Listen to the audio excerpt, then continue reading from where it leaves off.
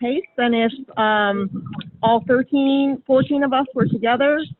I do know that the General Academic Peds Fellows are in an HMS course, so they will not be able to join us. And then Kelly's just joined now too. So, hi Alex, we're getting started. So I thought we'd spend the first 10 minutes while people are rolling in just reflecting on how the first assignment went, both in terms of how it affected your time and your timing and the amount of space that you had promised yourself to work on your academic products. I would love to hear best and worst sort of aspects of that first assignment, plus the QI versus research one. And then I was going to just provide my observations based on what everybody turned in. And then I thought we'd go over the next assignment, preview it a little bit, which will be related to equipoise. And just to save time in terms of like who's going to go next, I would say that we're going to go alphabetically. And I think that Rupal, who is our research scholar, APA research scholar faculty member at KUMC, will be first because she has the last name that begins with G. Rupal, do you want to introduce yourself a little bit, since you're external to our general environment, and then tell us about how your first round of coaching and assignment went.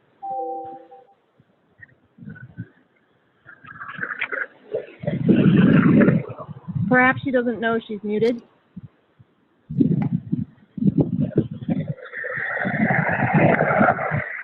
Okay, I'm going to move on to Kelly. Kelly, are you there? Hi, this is Deanna. Hi, Deanna. I'm so glad you're here.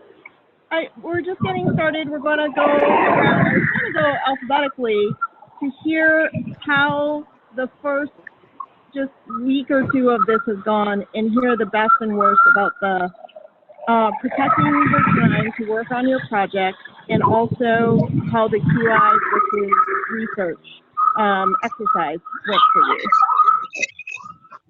Someone should mute their background. Deanna, can I put you on the spot to go first? Because I'm trying to go alphabetically. Alyna, this is Rupal. Can you hear me? Now I can. I couldn't before. Okay, sorry. I was joining via the computer and it didn't work. So my name is Rupal. And I will introduce myself super quick. My name is Rupal Gupta. I'm Medical Director of Operation Breakthrough Clinic, which is a clinic based inside of a Head Start, and I'm with Children's Mercy Hospital of Kansas City with UMKC. I just joined the Research Scholars Program, and Alyna is my national mentor. And I wanted to, should I go ahead with my assignment for today? I know you asked us to tell us the best and the worst of doing it. So the best aspect of doing it is I like being able to think critically about clinical questions that I raise, because I've never felt very strong at research. Like I've never felt like it was something that was within my wheelhouse, and so I really do want to get better at asking critical questions. I like the process of being able to assess what I want to do against a rubric, because that helps give me some standards to think about, because a lot of times I think of QI versus research as both nebulous concepts when there's actual criteria you could assign to each of them. So I really appreciated making that concrete. Where it's hard is that it's really hard to get feedback that I really need to work on equipoise. That was a new term to me. You know, I need to work at framing my question properly, so that if I want to answer it in a way that's useful to me, regardless of the results, I can do that. So so that was it. It's hard getting that feedback, but I appreciate it. Okay, great. If my math is right, Deanna, I think you're next, and Kelly, you're after Deanna. Okay. So I'm Deanna. I'm one of the Pediatric Hospital Medicine Fellows. I think I didn't find the exercise too difficult, mostly because I kind of feel like my project is very much in the research setting. One thing I had to think about was, because I'm actually not studying patients, but I'm looking at providers and provider attitudes. There were a couple questions that kind of could have gone both ways. But I still thought it was a useful exercise to really think through kind of like who's really benefiting from the project, and like kind of what novel things are being added from the project. So. Great, thank you. Kelly, you ready? Yeah, so best and worst, I would say it was just kind of hard mentally to start thinking like research versus QI, and I guess a lot of things that I thought were research are actually QI. But it was good to kind of, I like the article. I thought that was very.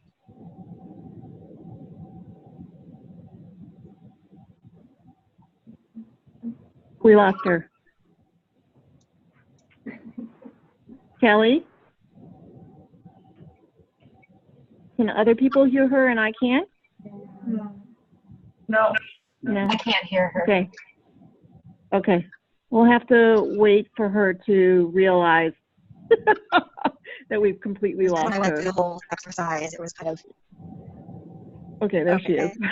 Okay, yeah, sorry, I think I cut out for a little bit, but I don't know how much you heard. You said it was, you liked the article. That's what we heard last. Oh, okay. Yeah, I thought that was helpful, and I was also pleasantly surprised that the project that I'm working on is, at least it was designed to be more.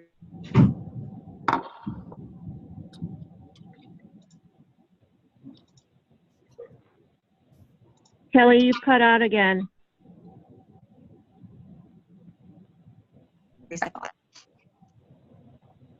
Kelly, you cut out one more time. So could you just really quick say that the last thing we heard was that it was helpful to realize something about the project you were working on. What was that? Yeah, after I went through the whole exercise, I was like, oh, it's actually kind of in the middle. Yes. Right. Okay, great. I think Marcella is next. I actually made it to the room. I'm in here now. Fabulous. Okay.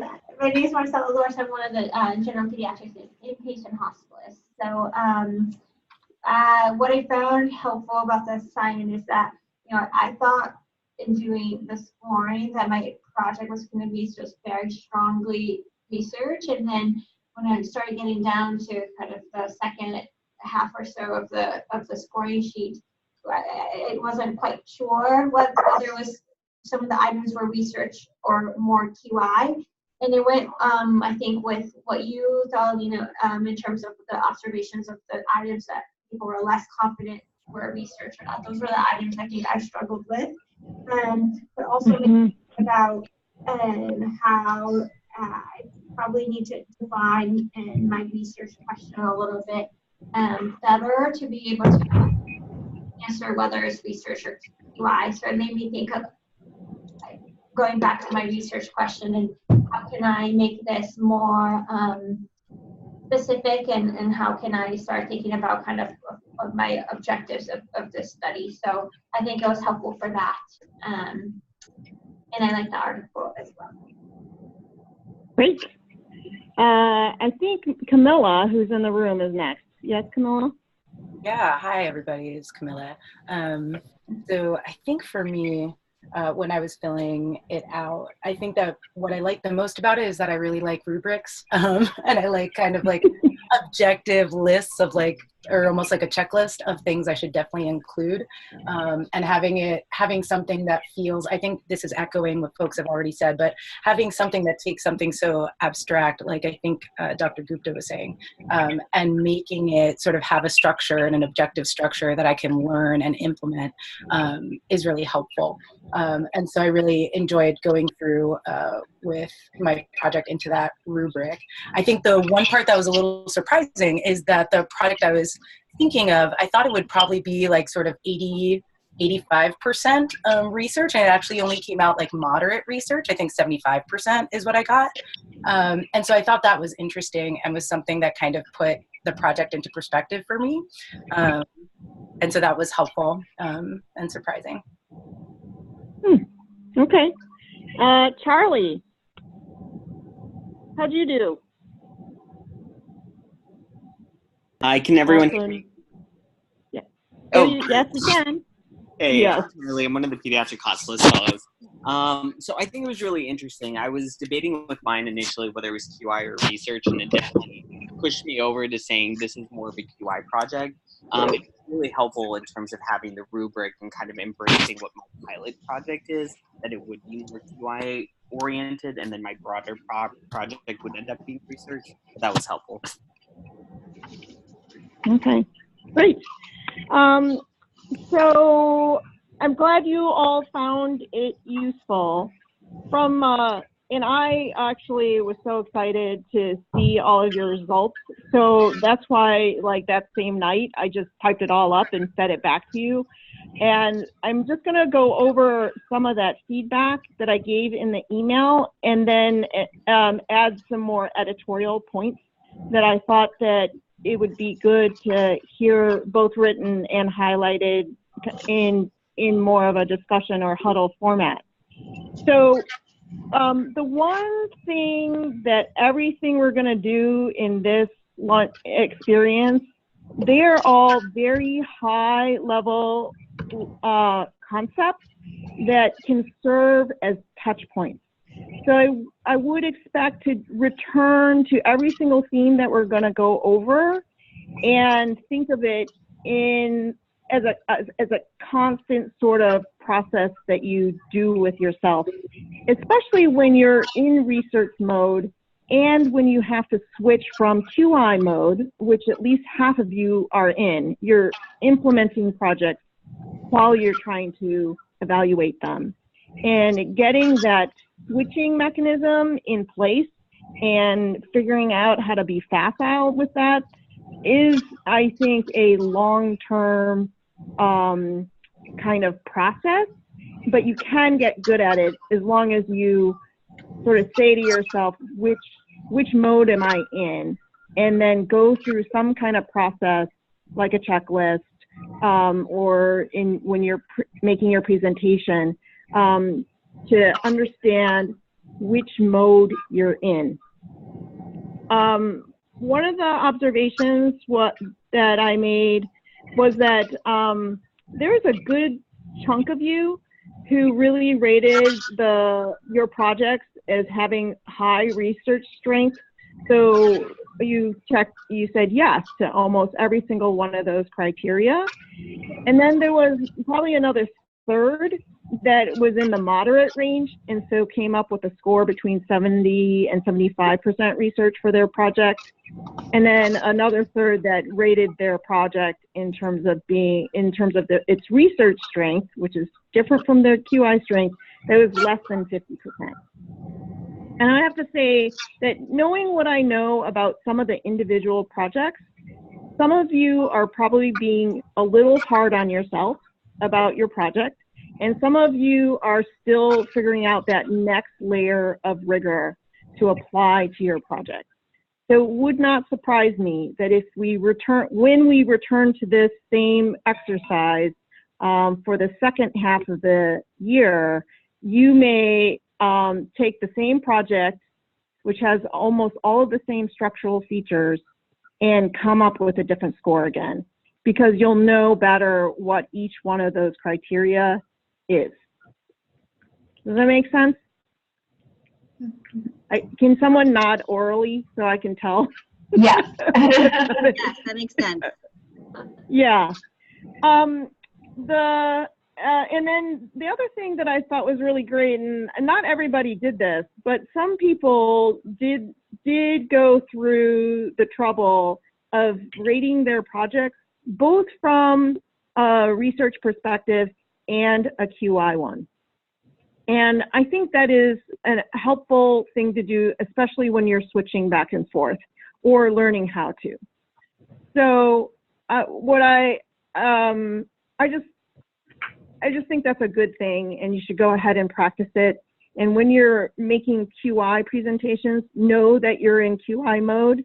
But then when you're coming here or going to practice your more research-oriented talk, then your slides, everything has to be switched around so that it looks like a research project. I'm going to give one example from Elizabeth Siberholtz's project. I know she's at class right now, and she'll probably hear this recording later. But she showed me some slides she was prepping for like a work in progress. And the way it was a work in progress for her School of Public Health presentation. So it was actually a research presentation. And what she ended up with was the first half was about the QI project, and the second half was the evaluation. And structurally speaking, when you've organized your work that way, it doesn't come with a research frame.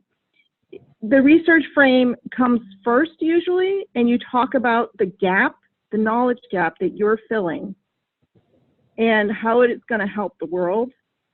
And then you're talking about your QI project or context as an intervention worth studying, so that you end up describing the intervention and the setting as part of the method. It's not necessarily your opener. So just give that some thought when you are preparing different types of presentations for different groups. I'm going to stop and see if anyone has any quick comments or questions about that feedback so far. No. Okay. All right. So then the third thing that I wanted to go over with you briefly was that there were some patterns to what people were comfortable with across the QI versus research rubric. And it was so the first section, which is study intent and background, I think most people thought that they had their knowledge gap and the generalizability of the knowledge they're creating and their aims. They were pretty confident in them. And I just want to point out that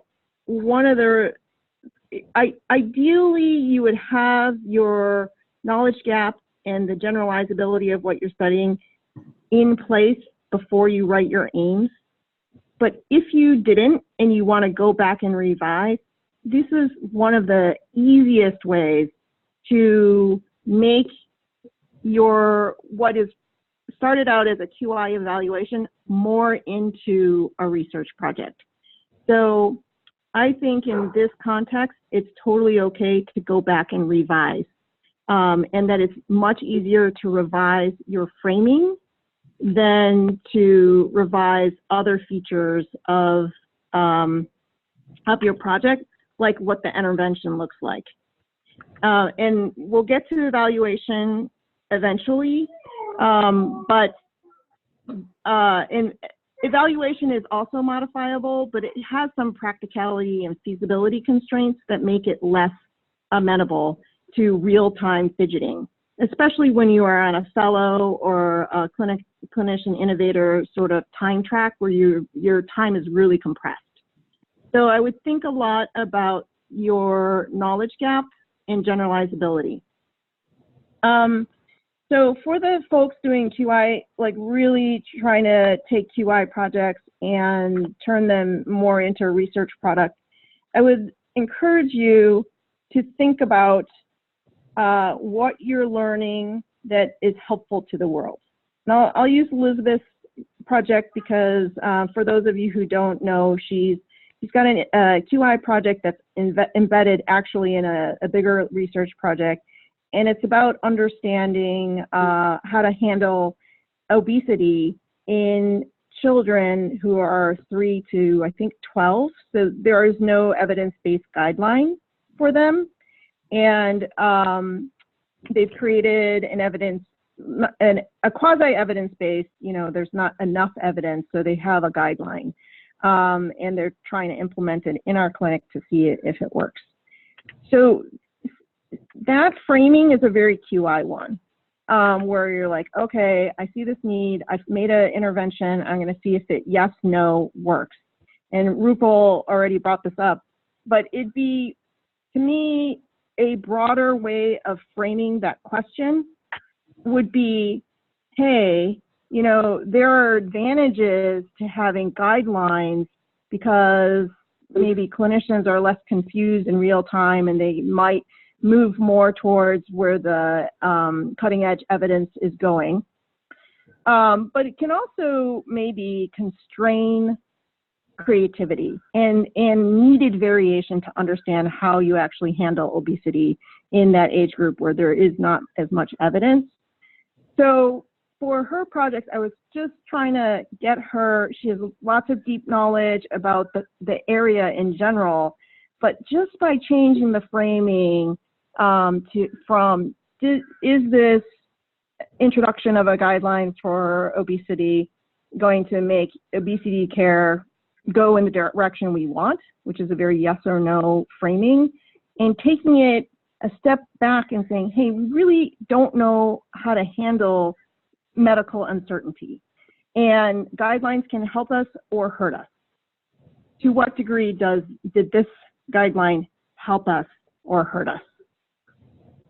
That would be my example of how to reevaluate how you're framing your project so that it leads to more generalizable knowledge for the world. Now I'll stop again and see if anyone has any clarifying questions. Sometimes I talk and I don't make perfect sense, so it's totally okay to question me. Makes sense.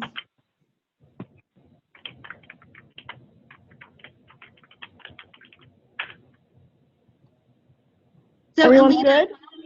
Yeah. I guess what you're saying, instead of having a yes or no question, more something like what is the effect of this, whether negative or positive, I guess, just in general. Well, that's almost like a yes or no.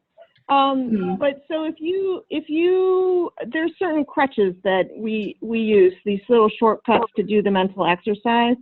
But if you change your yes or no binary question just into one that is about the degree to which, how much do you get A versus B from intervention X?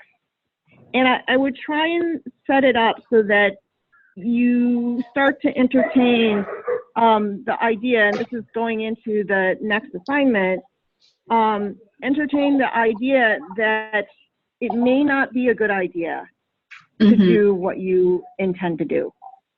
And so could there be a negative side to implementing what you plan to implement? The intent is good, but the effect could be positive or negative. Okay. Yeah? Yeah, All right. okay. So, yeah. So I think for everyone who has a QI project, so I didn't hear Laura's voice on the phone, but Laura Antiowac is really, well, her whole goal is to make sure she's done. Oh, are you there? Oh yeah, sorry. I came in about 2 minutes into it, so I chatted that I was here, but I didn't know if everyone saw the chat. Oh yeah, sorry. I didn't see it. When we have technology issues, but is it okay if I talk about your project a little bit? Yeah, of course. Yeah. So Laura told me, and I am going to share each of your things with each other so that should you offline connect with one another, I think it's fabulous because there's nothing better than peer support when you're trying to learn the same thing. So for Laura, what she shared when we did our orientation was that she was really interested in understanding the violence experience of that she thinks is hidden in her patients. And the intent here is to, by uncovering experiences of violence and perhaps acknowledging them and putting resources in front of people in a different way, maybe we would do a better job of identifying and treating this scenario. I'm just going to make it up for now, for a second, but it is possible in the scenario to uncover something that you can't actually match the resources to fully treat. In which case, could there be a negative impact to having asked all these questions about experiences of violence without fully having the range of resources and the continuity around them in order to really address them? It's just an example. Almost every single one of the QI projects that is inspiring your work is like this. Yeah, absolutely. Absolutely. I agree. Like, I think, and that's the sensitive thing about work around violence, especially exposure to violence in the pediatric population, is that even asking, acknowledging violence can be in and of itself traumatizing and can present a risk. So it's a pretty complicated thing to take on, but needs to be taken on. Right.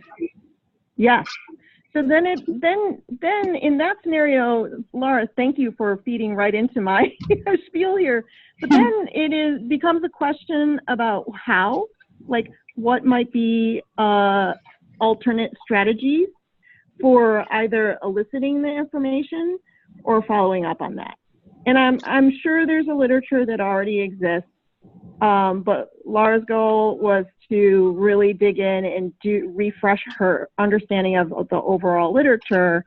And is there a particular flavor or set of flavors of interventions that might be particularly helpful? And might there be some pilot work or that can be done to understand what the patients that we see experience and would prefer? Then you're in a space where there's just many more options for framing your question and finding a useful answer. Okay, we have 2 minutes left, and so I just want to introduce the next assignment, which is all of the assignments are interrelated. We just happen to be focusing pretty much in the background knowledge gap area, and we're just going to step through each quote-unquote section of an abstract or a manuscript or a research presentation. So I'm going to highlight another feature that I think is helpful for thinking about aims and writing your aims. And the concept is called equipoise. I know that Rupal said that that was the first time she heard of this. I constantly am thinking about equipoise. And I keep it in the back of my mind all the time because we all have biases, and what we really need to do when we're having being researchers is to have hypotheses. So so one way to get to hypotheses over your preset biases is to really make sure that you have no preference or you're completely uncertain about the overall benefit or harm offered by an intervention. If you Google this, you'll see that this flavor of equipoise refers to the investigator, so it's sometimes called personal equipoise. But there's also a version, if you're running a clinical trial, where you really want the trial to have perfect equipoise in its arms. So I think I already said this, but the advantages of equipoise when you're conducting research is that it helps keep your mind open to a range of possibilities. helps you remove bias from your study design and its implementation. And then it helps you focus on or gather or analyze data in a way that doesn't leave you blocked in if you find a null finding. It is much more like, hey, it's interesting both ways. Whatever the answer is, it's interesting both ways.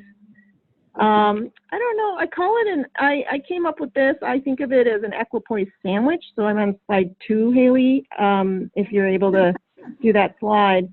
And I'm always open telling myself, like, what if I'm wrong? What if I'm wrong? What's the opposite? And actually this has happened to me 2 times so far. One was a randomized controlled trial about showing price information to physicians. And the answer in the literature was that if you show prices to physicians, they will order less. There must have been 20 or 30 studies. But I was doing one that was in a completely different context. It was outpatient care, not hospitals. It was seasoned physicians, not trainees. And we were exposing them to price information for the better part of a year, not just when they were on a single rotation. So there was like enough in there that we would care if outpatient is actually different from inpatient. And if ordering didn't go down in that context, maybe something else needs to be done.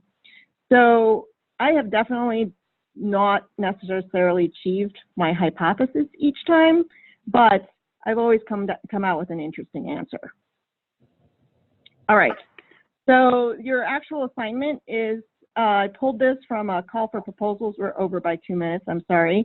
This is a call for proposals that just went out, and it seeks proposals for research focused on advancing knowledge related to identifying social risk screening and assistance strategies that can increase patient interest in healthcare-based assistance. So your assignment is to answer these 4 questions. To what degree do you think this call for proposals expresses a sense of equipoise? How might you rephrase the call for proposals so that it expresses more equipoise? Think about your project, and then I will send out the research Mad Lib that you will start filling out. But if you can answer these 4 questions, the top 3 for me, and like put the answers in the notes section of the slide and send it to me by the end of next Thursday, I will do the same thing where I sort of analyze your data and then feed it back to you just the way you would write it up in the results section of an abstract or a manuscript. I'll just keep putting that pattern in so that you get accustomed to seeing what it looks like to summarize quantitative and qualitative information back in sort of in a researchy way. Any closing questions, comments, concerns?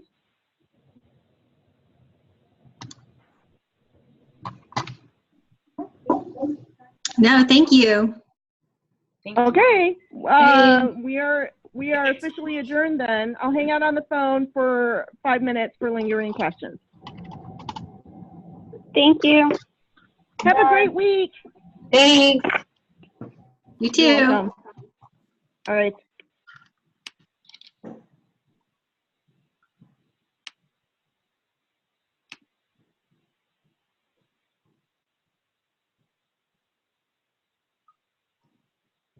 Okay, is that Haley? Is it just you now? There are 4 participants: you, me, Alyssa, and Alexandra. I can't hear you. You can't hear me? Oh, hey. Oh, yeah. No. Hey, Alex. How are you? Oh my gosh, I skipped over you. Are you still there, Alex? She looks like she's still on, but maybe she left her computer. Huh. Okay. Just wait for a little bit longer. You, me, and Alyssa, and Alex. You guys help me. Okay.